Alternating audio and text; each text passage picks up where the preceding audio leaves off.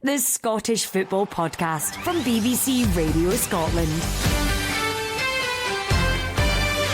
Hello and welcome to the Scottish Football Podcast on Friday, August the 25th, 2023. A preview of the forthcoming Premiership weekend, heavily centred with a review of the performances of Scottish clubs in Europe over the past few days. Joining me, David Currie, our BBC commentator Thomas Duncan and match analyst Rory Loy, who join us from Sweden because last night they were working on Aberdeen's Europa League playoff round first leg match with Häcken. A very good day to you, gentlemen. Hi, David. Hi, DC. Yeah, we're just sitting in our hotel, very nice hotel with some lobby music going on, traditional in the background. Yeah, very relaxed. Lovely ambience. You sound a wee bit too relaxed for my tastes. You're a wee bit downbeat, Rory, after that. Thomas will burst into life when we start talking about Aberdeen. Don't worry about that. I was going to say that. I mean, you know, they've departed with a 2-2 draw, all to play for in the second leg. Now they've got a couple of days to rest and prepare for Sunday's visit to Paisley. Will they be like yourselves in fine fettle or maybe a wee bit fatigued? Well, I think we'll find out, DC, because Barry Robson's not rotated his team too much, and I think potentially the last place just about in the country that he'd have wanted to visit in between this huge playoff tie is St Mirren Park, to be honest with you, because obviously St Mirren have started the season brilliantly. I think it's 6 wins in a row, all competitions, 2 wins in the league, and I've watched them a couple of times and they work so hard, they run teams down. And obviously they've got a formidable home record, so I think it's I really don't think they could have had a much worse fixture, if you're being honest. I don't know what Rory thinks after your exertions away in Europe, but they'll obviously take a huge amount of encouragement from that last 35 minutes here in Gothenburg, because they were really outstanding. It was their best spell of the season, as early as that is. We've only had a few games, of course, but yeah, they were brilliant. So they've got plenty to take into it, but I'm sure it's a really, really tough test for them. Will not be buoyed by that performance, as Thomas says, in the latter portion of that game? Yeah, I think they will. The players will need to rest for a spell, but I don't think Barry Robson and his coaching staff will do much resting. They'll be analysing St Mirren and looking forward to that game on Sunday. And Thomas is right to say that there's a lot of players played a lot of minutes. However, I think the one thing that is playing into Barry Robson's hands is the substitutes made such a big impact last night. Jamie McGrath coming on, I think he's only been around the squad a couple of days. Graham Shinney, we listened to his pre-match press conference and he said that he'd looked good in training despite only having arrived so soon. He came on the park last night and made a massive difference. Bojan Miovski was unplayable in the last half an hour, so I think the fact that he could potentially get a team on the pitch on Sunday, Barry Robson, that's a little bit fresher, maybe the team that started the game last night, and as well as the fact they'll take massive confidence from that comeback. I mean, when they went 2-0 down, I feared for them slightly, because Häcken are very, very good, especially in the top end of the pitch, but they managed to contain them, and not only that, they actually managed to dominate them for the last 35 minutes, and Bojan Miovski and Jamie McGrath were at the centre of it all, topped off with a magnificent run from Nicky Devlin, the right back, and a fantastic finish. Well, tell you what, chaps, we can actually hear now from Barry Robson. Yeah, it's a squad effort. It always is and it always will be, and especially in this day and age, the speed of the games. We've tried to get the players in who can make us stronger coming off the bench, and it's a way of, it's not so much stronger coming off the bench, it's more a case of different types of games. It's going to need a different type of player, and that's why sometimes when you go away to difficult grounds like St Mirren, you're going to need you need some size in your team. You need to be able to cope the set plays and the long balls up to you, or you can go away at a Häcken. You need speed in your team if you want to be more aggressive. So we've tried to give the squad a generalisation to cover all bases, if you like, and so we need to just make sure we select the right players. And obviously we're going to pick up injuries along the way, which we understand. We're obviously going to pick up some fatigue along the way. So yeah, it's we've got to be clever in what we try and achieve and who we play and the reasons why we play them. There you go. Barry Robson obviously never sleeps, looking ahead to the trip to Paisley on Sunday. It's early in the season, Thomas, but I'm just saying if the Buddies were to win this one, they'd be 8 points clear of Aberdeen already. The Dons just with 1 point from two in the league. St Mirren with the maximum.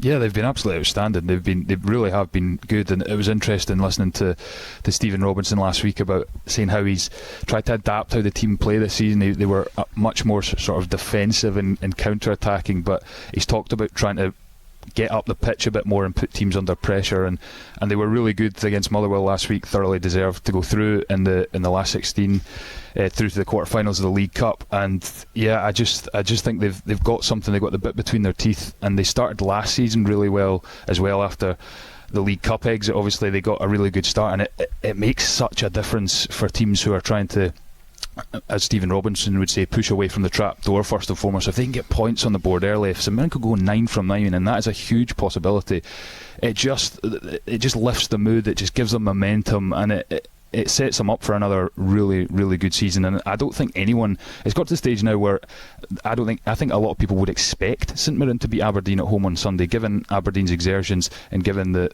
form that St Mirren are in. I think a lot of people will look at that and say, yeah, I'd expect a home win. Right, let's move on. Dundee against Hearts. Hearts were also in the thick of the European action last night. They were at home to PAOK from Greece in the first leg of their Conference League playoff tie. Rory, they lost 2-1, and they've got a tough trip ahead of them on Thursday. They're on the road on Sunday too. Destination Dens and a date with Dundee. Yes, they are. I think ideally Hearts would have liked a home fixture after last night's exertions, as you put it. I mean, in terms of last night, first and foremost, I think anything but a defeat would have been a half decent result to take over to Greece. I think it's a big ask now for them to go to PAOK and get through the tie. So it'll be interesting to see how they respond on Sunday. As for going to Dens Park, newly promoted Dundee, 1 point from 6. Not the best start for Tony Docherty in his new role as Dundee manager, so he'll be looking at the home fixtures and thinking, we need to take as many points as we can. Same as St Mirren, I think Dundee will be looking at this saying Hearts played in midweek, put a lot of effort into the game, a lot of minutes into the game, and they've had a lot of games over the last few weeks, whereas Dundee have had full weeks to prepare. So Tony Docherty slowly but surely will try and implement his way of playing, his way of thinking onto the players. He'll be disappointed about the defeat last week at St Mirren, missing a penalty as well. So I have a wee feeling this one might end all square. I think Dundee will have enough about them, I think, to let Hearts know they're in the game, and Hearts, having played on Thursday night, may find it difficult to get the energy levels to grab the 3 points. It's got the feeling of a tight one, this, Thomas, doesn't it? Yeah, I think absolutely, because Tony Docherty's been saying, we've played well, but just not for the full 90, and he's wanting a 90-minute performance because they trailed at Motherwell, came back in the second half, got the equaliser, then they were 2 down before in the blink of an eye really against St Mirren, but then they really came on to a game in the second half, and I think Tony Docherty felt they should have maybe taken a point in the end. They really pinned St Mirren back, so it's the opposite to what I'm saying about St Mirren earlier. Is when you're a newly promoted team and you're coming up into the top flight, Tony Docherty's talking about performances, but he's acknowledged himself that you need to get that first win on the board, because it just quickly becomes, you get into September, October, and even if you're picking up the odd draw here and there and the performances are good and you're trying to keep it positive, it's all about that momentum. So this is a chance, as Rory says, at home against that Hearts side with distractions elsewhere, a lot of minutes in the legs, and that's not going to be a given at all, but you just need to feel the need to try and get a result quickly, just to kind of settle the nerves and get themselves a foothold back in the top flight this season. I'm just wondering, Rory, Hearts' European future hinges on beating PAOK and on Thursday. It's easy to put that to the back of the mind and focus on the job in hand, which this weekend is getting a win at Dens. Yeah, I think the focus, and managers will always say it's all about the next game and preparing for the next game, and of course they will put a lot of time and effort into the next game, but I think the result on Thursday will play a big part in how they think about this. As much as outwardly they'll say they can go to Greece and get through the tie, I think they're going to find it very difficult to do that. So I think they'll put a lot of time and effort. I don't think they'll rest too many players on Sunday. If it was 2 each, or they'd nicked a 2-1 if the Shanklin with an unbelievable finish, if that had just been onside and they'd taken a 2-1 win, I think maybe they would look at rotating the squad for Sunday. I think he'll want to put his best team on the pitch. The two managers will want to put their best team on the pitch and try and win the match. As for Dundee, I do agree with Thomas. I think, see, as you get promoted, you need to get rid of that inferiority complex straight away, and get that first win and start to believe that you can compete and beat teams at this level, because otherwise the longer it goes on it becomes a bit of a hoodoo. Can we actually compete at this level? So like I said, I think Hearts will be going hell for leather for the win, as you would expect, but they're the best team on the pitch, and I think Dundee will be doing everything they can in front of their home support to get that first win of the season. But you're calling it as a draw? Yes, I think I don't see either side possibly doing enough to win it. I think Dundee, as much as they'll have lots of energy levels and work rate and things, I think at this moment in time they may lack a little bit of cohesion, a little bit of quality to overcome a team like Hearts, and I just think Hearts' exertions last night potentially will work against them as the game wears on. Now then, gents, to Hibs, still looking for lift-off in the Premiership, and then a heavy defeat. You might even describe it as a thrashing at home to Aston Villa in their Conference League qualifier. I'm interested here, Rory, in what impact that result and the performance might have on Hibs. Maybe not just tomorrow, but in more general terms. Yeah, I kind of touched on this last week, even before the Aston Villa game. Once they got through the Luzerne tie in Switzerland, I worried for Hibs and I worried for Lee Johnson, because when you're in the thick of it, when you're in the moment, qualifying in Europe's great, getting through to play a tie like Aston Villa, it's brilliant. They've got 0 from 6 in terms of points on the board. If they weren't to win, they go down to Aston Villa, and I'm sure the fans will still enjoy the trip, given it's such a big. I think so. I mean, listen, I don't think anyone I heard, I think it was Simon Jordan talking about the difference in finances, and people are probably sick of hearing it, but I think he said something along the lines of Aston Villa making 3 weeks what Hibs make in a year. So the financial disparity is huge. I still don't believe you should lose a game of football 5-0, and I think it could have been managed better, in my opinion. However, it's happened, it's done. I think the Hibs fans will go down. They've no chance of getting through the tie, but why not enjoy the day out type thing? But the problem they've got is the Aston Villa tie, the Luzerne tie, that'll get forgotten about very quickly when they're out of Europe and they've scraped through Wraith Rovers in the Cup and they're sitting potentially second bottom of the league. These things get forgotten about very, very quickly, these achievements, and that's my concern for Lee Johnson, is that once all this is over and the dust is settled, if they don't win and then try and pick themselves up after the trip to Villa Park for the following weekend, he could find himself in a predicament 2 weeks down the line where they're really struggling in the league. All the European stuff is forgotten about, because fans are quite fickle, believe it or not, DC.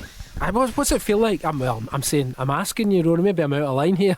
Maybe you've never been on the end of a 5-0 tanking, but when you're on the end of a heavy defeat like that... I have. He definitely has, DC, come on. Not in East St Mirren days. No, not in my St Mirren days, you're right. It's not a nice feeling, look. And it's that feeling of, if you go 1-0 down in your next fixture, in your next game, it's that little bit of concern, that little bit of worry. Psychologically it's tough, but you need to rely a lot on your manager at this point and the coaching staff to go about things right, to pick you up and to get the squad going again. Because that's one thing I noticed with Aberdeen last night, the camaraderie. We watched them train on Wednesday night, and the camaraderie, the belief in the squad looked to be there. It was a joy to watch them. Actually, they only trained for half an hour, but it was really good to see. And Lee Johnson needs to get that type of training session in before the game on Sunday, because he'll want to galvanise the squad, because they can't really afford to drop points, in my opinion, if they've any ambitions whatsoever doing well in the league. Because it's fine to say it's early in the season, but every game's worth 3 points, whether you play it in August or whether you play it in March, April, May time. So they need to get points on the board, and I'm just worried that they're going to come out this Aston Villa tie and they're going to find themselves in a position domestically where they're really struggling, and Lee Johnson comes under pressure very, very quickly. Well, it's a big week for them, isn't it? Because they've got the trip to face Aston Villa, then they've got Aberdeen away, and then comes the international break. And you know what kind of tends to happen during international breaks, Thomas? Yeah, well, Lee Johnson, I'm sure, will be hoping that's not the case, but yeah, clubs tend to look at it as an opportunity to make a change. But yeah, I think it's interesting to see what Lee Johnson does, because as Rory's touched on, he needs results in the league. He needs to go full strength. He's changed his team a lot. I've done a lot of Hibs this season, and he's tinkered, but not just personnel. into a set system. He's changed his formation a lot. Back 3, 4-4-2, 4-3-3, 4-2-3-1. There's been a lot of change, chopping and changing at Hibs, and I think you can see that in the consistency of their performances, and they need to start building that consistency. And what do? You have to go full strength against Livingston, and then it sounds daft to say, but you could almost rotate against Aston Villa.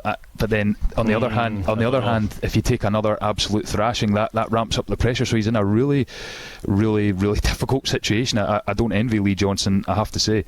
First game of the weekend is Ross County against Rangers. Lunchtime tomorrow. Rangers were the first Scottish club in European action this week, and they're the first to play this weekend.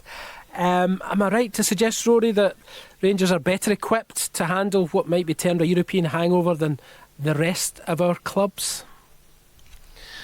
Well, yes, because they've got more strength and depth. However, I do believe that it's going to be a very tough game. I think it's a credit to the league in terms of Thomas is talking about going to St Mirren being very difficult. I wouldn't fancy going to Ross County either. I really wouldn't. I think they'll be strong this season. Kenny McIntyre asked surprise package this year. I went for Ross County because I think they've recruited well. I really like the signing of Kyle Turner. I think he'll grab a few goals. Sam Allardyce, I think it's a very good acquisition as well. Scott Allardyce. I was thinking Big Sam in midfield for Ross County. Scott Allardyce. But I think Rangers will find it tough. It's a notoriously tough place to go for Old Firm side. Celtic needed last minute winners over the years.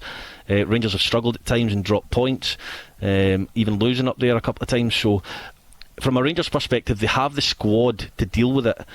I just think some of the new signings, I don't think they're going to be used to going to places like this. I watched them at Kilmarnock. They didn't look like they know how to deal with the way Kilmarnock played. I don't think Ross County will be all that different to how they approach the game. I think he'll take a leaf out of Derek McKinney's book, Malky Mackay, and line up the same way. And they've got threats up the top end of the pitch, and Simon Murray, Eamon Brophy and the like. So I think it'll be a very, very tough game for Rangers, regardless of if they can rotate their squad or not. I think they will find it difficult to manage Ross County away, followed by PSV Eindhoven away within the space of a few days. I really do. However, it's early in the season, but I think it's a humongous week for Michael Beale. He cannot afford to drop any more points in the league, and there's big eyes on obviously Europe. I think the game will suit them on Tuesday potentially, but as for Saturday lunchtime, they need to take care of business. And then the next week, Thomas, it's Celtic, so it is a pivotal week for Rangers in their Champions League aspirations, and also what's going to happen to them in the Premiership. Yeah, it's huge, absolutely huge. Now, obviously, I think the complexion of that Celtic game has changed slightly by what happened to Celtic last week. They've got really bad injuries at the back, as I'm sure we'll get to when we speak about their game against St Johnstone. But yeah, it's a huge week for Michael Beale, and he knows that. And it must be difficult for a manager to try and assimilate so many signings and just getting through such a tough fixture schedule. Ross County, as Rory says, I like the look of them. They look like they've got more goals in them this season than they perhaps did last season, so they're quite fun to watch. This could be I've not actually looked at the stats, DC, but my impression is that Rangers, they maybe don't lose up there too often, but they don't always enjoy going up there. I would say to Dingwall, they always get a tough test. And Michael Beale, it's just relentless. This is just the life of the Rangers manager. Is you don't get much time, you don't get much margin for error. The demands are huge, and he could be sitting at the end of August, beginning of September, being really pleased with a month's work and thinking we're in the Champions League. We've already dropped points in the league, but maybe an Old Firm victory. Or he could be sitting there saying we've lost 2 league games and we've not made the Champions League, and the signings aren't. It's on a knife edge almost. So yeah, huge week and a bit for Michael Beale and Rangers as a club. DC, Rangers will need to score twice, of course, because Jordan White's playing against the Old Firm, so he will get his obligatory goal against Rangers and Celtic. He seems to love scoring in these games. Right, let's talk about Celtic St Johnstone. Celtic don't have to bother with European qualifiers, straight into the Champions League group stage. They're at home to the Perth Saints tomorrow. Some grumblings, Rory, of discontent among Celtic fans after a poor performance and defeat to Currie in the League Cup last weekend, but 2 wins from 2 in the league, and they haven't lost to St Johnstone for I think it's about 8 years at Celtic Park. Yeah, I remember, I think it was Danny Swanson's absolute wonder goal that got them the points that day that you're talking about. But I fear for St Johnstone. I really do. You know, Celtic coming off the back of a defeat, going out of a cup, fans not happy, which you would expect, having so much success in the cups over the years. Brendan Rodgers coming back, and after not ever losing a cup game in Scotland, loses it the first time of asking, second time round. And I think it's the perfect fixture for Brendan Rodgers and Celtic. I really do. And I've been on the other side of it. I've been to Celtic Park with St Mirren, I've been to Celtic Park with Dundee, and it's a big ask. Now, you grow in confidence the more the game goes on, and Celtic will be looking to get an early goal. I think they'll come flying out the traps. Yes, they do have injury concerns. However, I mean, you struggle to sympathise with the likes of Celtic and Rangers when they do get a few injuries, because, you know, those types of injuries to other clubs deplete them ridiculously, whereas Celtic and Rangers do have quality to step into these positions. And I just think it could be the perfect storm for Celtic in terms of, you know, defeat last week, not great, players looking to impress. Brendan Rodgers will be demanding a performance, and I think they will win handsomely at the weekend. I really do. And I fear for St Johnstone, because, like I said, I've been a player going there, and as much as, you know, you try and stay mentally strong and do the right things, you end up going deeper and deeper and deeper. And if Celtic grab an early goal with St Johnstone's recent history, I just worry for St Johnstone that they could be on the end of a bit of a hiding. Stephen McLean, Thomas, he's still putting his team together. He's got 9 signings now, but you don't want to be still kind of hoping your team gels going to Celtic Park, do you? No, I think that's right, DC. But also, you know, I think a lot of the managers moaned about the League Cup group stages when they're going on. You know, I don't have my squad together. You know, it's pre-season, blah blah blah. But actually, when you look at it, and me and Rory were discussing this yesterday, teams who've played in the League Cup group stages and had more competitive fixtures, like Kilmarnock and St Mirren, have started the season really, really well. And it's worrying for me that St Johnstone are not one of those, having gone out the League Cup and lost both their league games so far. So, yeah, I think there's a lot of concern about their season, and I think the worry will be that, yeah, as you say, they're still gelling, they're still bringing signings through the door, as other clubs are as well. But there's been a huge turnaround, and if they don't try and get points on the board quickly, I think, you know, there's a few St Johnstone fans that I've spoken to who are you know, they're worried that by the time they maybe do click and maybe do gel, they're already cut adrift, they're already trying to close a gap over the course of the season, and that ramps up the pressure. So yeah, on the other hand, you know, I'm maybe clutching at straws here, but to be positive, I think this is a good time to play Celtic if there's ever a good time.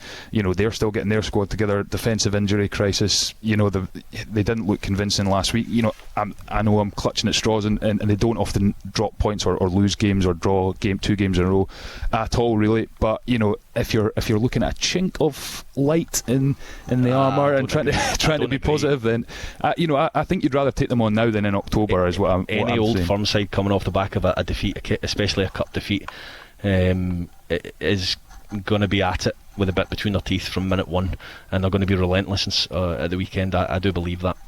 All right, that leaves there's the positivity shut down straight away. DC, there you go. Sorry, St Johnstone fans. Snuffed out. Let's move on to Motherwell versus Kilmarnock. Now, this is one I'm really looking forward to. This one, and it's simply, Rory, because I can't call it. 2 teams on 4 points after the opening 2 fixtures. Kelly have already beaten both halves of the old firm. Rangers in the league, Celtic in the League Cup, both at home though. And they're on the road to Motherwell, who kind of look as though they've picked up from where they finished off last season in the league, certainly. Yeah, I mean, Motherwell have started the season strongly. 4 points is a good return. I'm covering this game for Sportsound. Really, really looking forward to it, I must say. From Kilmarnock's point of view, the one thing I'm really looking forward to is they've played both sides of the old firm and they've been to Tynecastle. I think with the success they had on the opening day against Rangers, there's not really a lot for Derek McInnes to change. Now, you come up against a Motherwell side who is, you know, when you look at the two clubs comparatively, you know, when you look at the two managers, you would imagine that they would be there or thereabouts in terms of the same expectations levels around the club. Now, it's going to be interesting to see Derek McInnes and how he plans to almost to win a game as opposed to not lose a game. And that's no slight on Derek McInnes, because setting up to not lose a game can sometimes result in, you know, counter-attacking football and creating opportunities and things like that. So it'd just be interesting to see when he goes up against a side like Motherwell, how he goes after the win. So I'm really looking forward to seeing that. And ever since Stuart Kettlewell's come in, I've really enjoyed covering Motherwell games. You know, he's investing a lot of time in the youth system at Motherwell, having worked with the youth before he got promoted to being the manager. This is all the makings of a really good game. There was a few crackers between the two last season. I think there was a 2-each draw at Fir Park. Kilmarnock coming down, back from 2 down with 10 men. So I do believe that it's going to be a good game. Really looking forward to seeing Lennon Miller in the midfield. I think he'll come back into the side because he didn't start last week, and Motherwell suffered I think it was their first defeat of the season, certainly in the league. So or the League Cup even. So it'll be interesting to see how this one goes, but I think there'll be goals, I think there'll be entertainment, and I'm really looking forward to it. But very difficult to call a winner. Hi Thomas, it took Kilmarnock forever to get an away win last season, it seemed. Do you think they might get one this early on tomorrow? I could definitely see it. I agree with Rory. It's a different mindset when you're a team that's, you know, maybe favourites going into a game, or at least the game's finally poised, as opposed to going away to Tynecastle and then going up against the Old Firm. So it'll be really interesting to see how they attack the game in that sense. I have a concern about Motherwell. Just purely, I felt really sorry for Stuart Kettlewell last week, and I think you could tell that his post-match interview was furious that Mika Bierut, the Danish youngster who's on loan from Arsenal, came off the bench and got a goal and assist, won the game for them against Hibs. He looked really good off the bench against St Mirren last week. I did commentary on that game, and Motherwell were not great. They weren't offering much. He came on, he just had pace, power, he had good touches. He wasn't fully match fit, and that's why he didn't start the game, and they were trying to get him up to fitness and get this guy involved and trying to do his bit to replace the goals that they lost, the 29 goals of Kevin Van Veen from last season. And to lose him for 3 months, I think, is a massive blow, because when you look at the other options they've got, Connor Wilkinson, you know, he looks like he might be good for the odd goal, but Theo Bair only got one against Dundee, obviously, but he didn't do too much last week. He didn't get great service, in fairness, but I think when you look at, you know, middle to front, they look fairly good, and Stuart Kettlewell's got them really well coached. But the loss of Bierut, and obviously they might sign before the deadline, but I think in attacking areas they're maybe lacking something, and I think this will be put to the test against a good Kilmarnock side on Saturday. Right, gentlemen, we shall leave it there for today's podcast. You can have too much of a good thing after all. My thanks to Rory Loy and Thomas Duncan, and to you for listening. BBC Scotland has the Premiership covered in all its glory, starting with Sports Sound and live commentary of Ross County versus Rangers tomorrow. Stick with Sports Sound after that, or you can catch Sports Scene results on BBC One from 4:30.